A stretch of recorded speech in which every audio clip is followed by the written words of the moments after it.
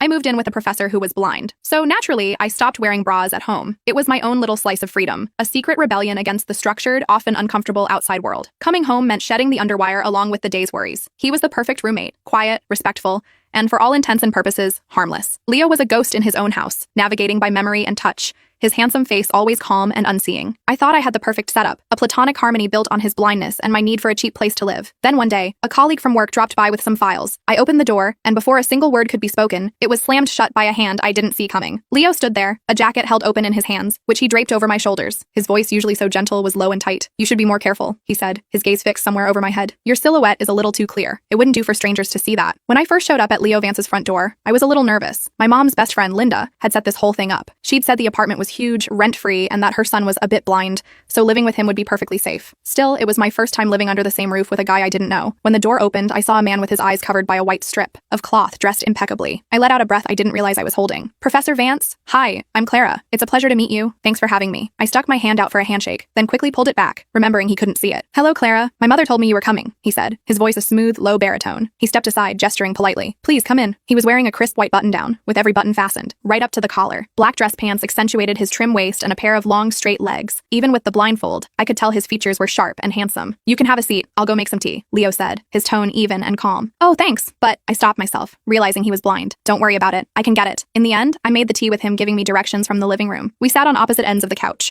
a good 3 feet of space between us. "Professor Vance, was it an accident? Your eyes, I mean?" I asked, my curiosity getting the better of me. The way he fumbled around, his hands constantly searching and his feet tripping over things, he didn't seem like someone who'd been blind for a long time. Linda hadn't given me any details over the phone. "Yes, an experiment in the lab. And, will they get better?" "The doctor says they will." "Oh, that's great. That's really great," I said, pouring him a cup of tea. I mumbled under my breath. Otherwise, it'd be such a waste. A face that handsome. A person that brilliant. What was that? "Nothing. Drink your tea." Leo's apartment had 3 bedrooms. He took the master, and I took the guest room. Because of his eyes, he couldn't teach at the university, so he spent his days at home, listening to audiobooks and drinking tea. He was like some kind of old-school literary soul. My college resume was decent enough that I landed an editor position at a publishing house within a week. After work, I took on the cooking duties, and we'd chat for a bit after dinner. One night, I forgot to grab my underwear before hopping in the shower. As I was about to panic, a realization hit me. He can't see. Right, he's blind. Why am I even bothering with pajamas?